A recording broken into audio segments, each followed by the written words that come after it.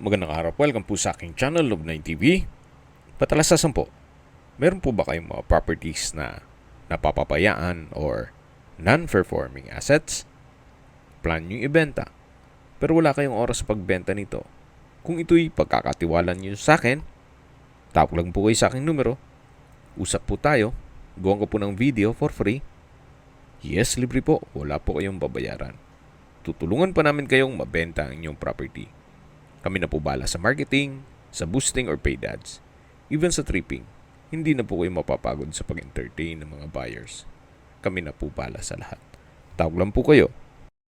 Nandito po tayo ngayon sa Silang Cavite kung saan meron po tayong bagong video presentation. Isang residential property na rest house at may guest house.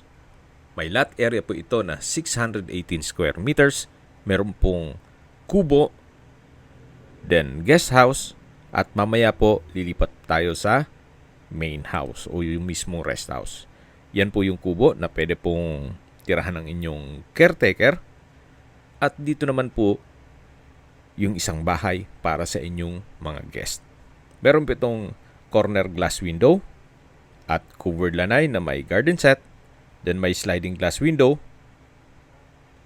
at ito'y naka-tile flooring. Marami din pong mga ornamental plants sa palibot nito.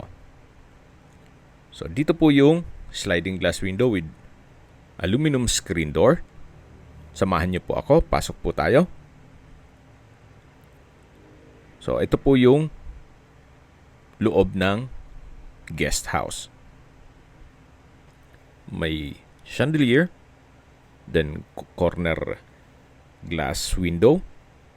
At dito naman po ay may glass door na access naman papunta dito sa covered carport o sa garahe. Ito pong garahe ay kakasya ang dalawang sasakyan kahit po SUV. Then naka-brick walls po ito. So yan po yung main gate at yung pedestrian gate na kung saan dyan tayo pumasok kanina. Then mula po dito matatanaw naman yung main house o yung mismong bahay bakasyunan. So balik po ulit tayo dito sa loob. Yan po yung covered lanai at sa dulo yung kubo. Dito po sa covered lanai ay naka brickstone design. Then dito naman po yung driveway at yan yung garahe. Ito pong guest house ay meron pong sariling kitchen at toilet and bath. So, check po natin.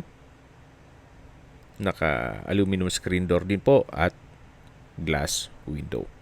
So, ito po yung kusina nitong guest house. At ito po'y may service area na rin. Dito po sa dulo yung kitchen countertop na may double stainless sink and faucet. May kitchen cabinet. Then sa dulo naman ay yung banyo o toilet and bath. Check po natin. So dito naman po sa banyo ay may hand wash basin, vanity mirror, water closet with bidet, tile bathroom wall, shower curtain, overhead shower, at wall-mounted stainless rack. So ito po yung toilet and bath dito sa guest house. Okay, labas na po tayo. Madadaanan ulit natin yung kusina. Then dito naman po yung laundry area. At balik po ulit tayo dito sa garahe.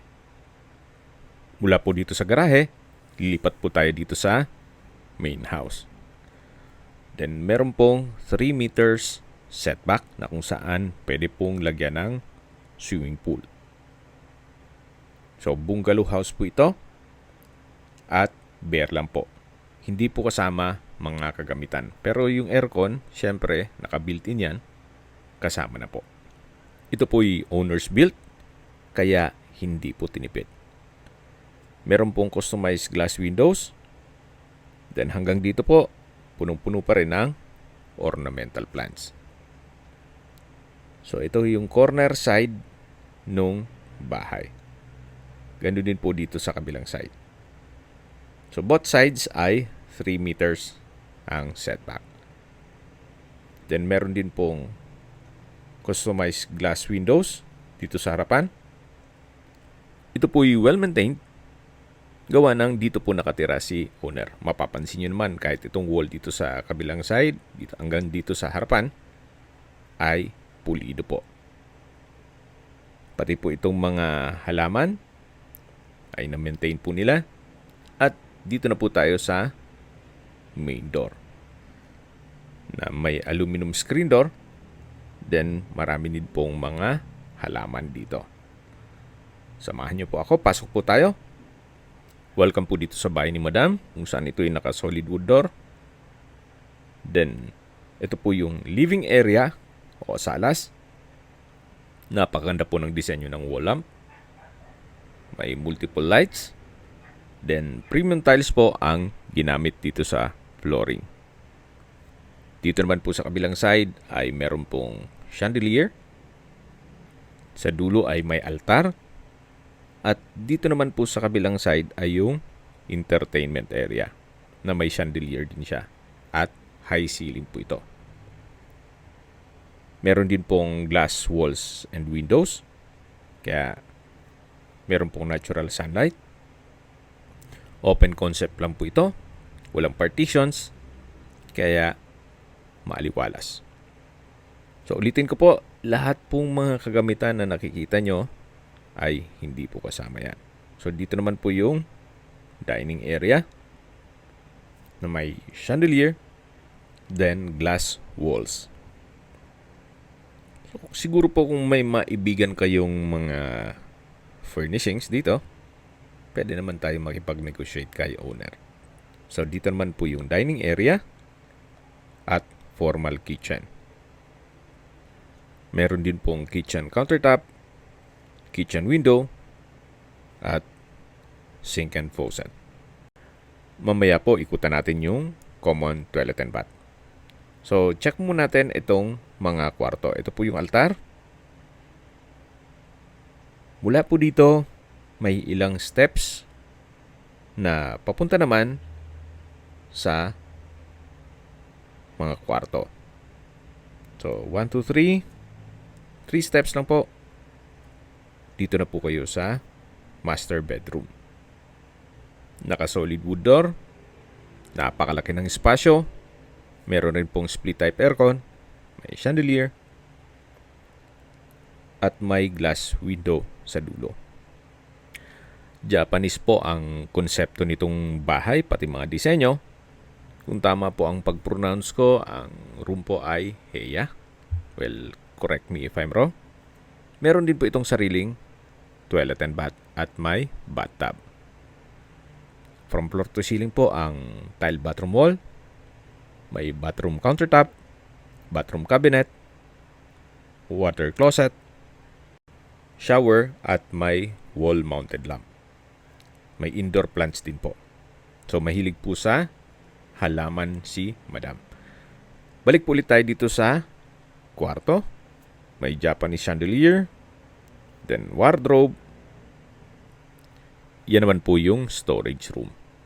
May mga kagamitan po siya kaya hindi natin mapasok. Siguro upon tripping pwede natin i-check. Paglabas niyo po dito sa first bedroom, yan po yung makikita nyo. Yung altar, yung dining area, entertainment area, at living area. Then katabi lang po nito yung pangalawang kwarto na may sliding glass door. Then meron pong mga Japanese art. Samahan niyo po ako. Pasok po tayo. So, ito po yung pangalawang kwarto. Mapapawaw kayo. Para kayong nasa Japan. Then sa dulo po ay may glass walls and doors. Naka-high ceiling. Japanese lamp. May koi fish na disenyo. So, meron pong coffee table. na may dobratan. At ito po yung tinutukoy ko na sliding glass door. Then dito naman po yung main door. Actually, dito po tayo dumaan kanina. Yan po yung perimeter fence. Yan naman yung corner side nitong property. Bali po dalawa pala ang corner lot nito. Tunghayin niyo po ulit itong napakagandang heya o kwarto. Napakalaki po ng espasyo. Then sa pintura ng ceiling at wall, maayos naman siya. Wala po kayong papagawa dito. At lalabas na po tayo. So mula po dito sa pangalawang kwarto, may sliding glass window. At paglabas po natin dito ulit sa living area. Then matatanaw natin yung main door, yung entertainment area. Then may prayer area o altar at dining area. Okay, lalabas na po tayo. Pero bago po tayo lumabas, daanan po natin itong common toilet and bath. Katabi lang po nito yung formal kitchen na naipakita ko na sa inyo kanina. At meron pong access door papunta sa comfort lanai. So ito po yung common toilet and bath na may bathroom countertop, hand wash basin, vanity mirror, water closet, urinal, then shower enclosure, overhead shower na may hot shower set, at bathroom window. Meron din pong stainless na wall-mounted rack. So, dito naman po yung pintuan sa likod ng bahay na kung saan may aluminum screen door at may canopy rin po dito. O covered lanai at may garden set. Then matatanong natin yung garahe at yung main gate. Pati po yung guest house. So sa mga nag-skip po ng video, ito pong property ay nasa Silang, Cavite. May lot area po ito na 618 square meters at may dalawang corner lot. Nakabakod na po buong property. Napakatahimik po ng lugar, sariwa ang hangin at malamig po ang klima. Ito po yung nasa mataas na lugar. Ang estimated elevation above sea level ay 1,127.3 feet. Sa distance, location at travel time portion na po tayo. Mula po sa highway o Premier Plaza, kung saan nandun na rin po ang Robinsons Supermarket, Jollibee, Starbucks, Shakey's, KFC, Pure Gold, McDonald's, Chowking, at iba pang restaurants o ibang business establishments. Ang distance is 2 kilometers at ang travel time is 6 minutes. Ganun po kaganda itong property. Malapit po sa lahat. At mula naman po sa public market, ang distance is 3.1 kilometers at ang travel time is 9 minutes. At malapit din po doon ang Estrella Hospital. Yan po yung lagi kong binabanggit sa aking video na dapat nyo i-consider sa paghanap ng property, yung meron pong malapit na hospital. Hindi ko naman po sinasabing sakitin kayo. Yan naman po'y for emergency purpose lang naman. At mula naman po sa Tagaytay Rotonda, ang distance is 13 kilometers at ang travel time is 24 minutes kasama na ang traffic. Mula naman po sa Calac, Silang Interchange, ang distance is 6.7 kilometers at ang travel time is 15 minutes. Ang Calax po ay bagong project ng ating gobyerno na kung saan hindi na po kayo dadaan sa mga lumang daan at iwas traffic na po. Once na matapos po ito, napakaluwag na po ang biyahe papunta dito sa Silang, Cavite at Tagaytay. Ang distance is 6.7 kilometers at ang travel time is 15 minutes. Mula naman po sa Manila o sa airport, ang distance is 56 kilometers at ang travel time is 1 hour and 6 minutes. Okay, sa presyo na po tayo. Binebenta po ito ni owner sa halagang 25 million pesos. Kung may mga katanungan po kayo, tawag lang po kayo sa aking numero. At sa mga kababayan naman natin nasa ibang bansa, meron po akong Telegram. Sa mga iPhone user naman, may iMessage. Meron din pong Imo, Skype, Viber at WhatsApp. Same number lang po, 0917-316-3399. Sa mga nagtatanong naman po ng aming Facebook, meron po kami Facebook page na Nov9TV at Facebook Real Video.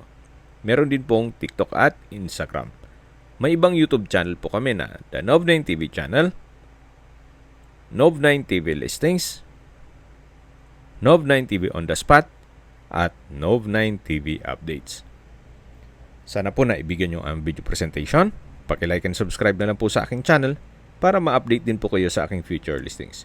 Kung sakali po hanap nyo mas malaking sukat ng lupa, meron din po kami ibang listings na pwede nyong pagpilian. Huwag po kayong magkatubiling tumawag sa amin, then let us know your budget para malaman namin kung anong property pwede naming ilok sa inyo. Sa lahat pong viewers, subscriber at nagtiwala po sa amin, salamat po sa suporta. Ingat po kayo lagi at yung pamilya. Maraming salamat po.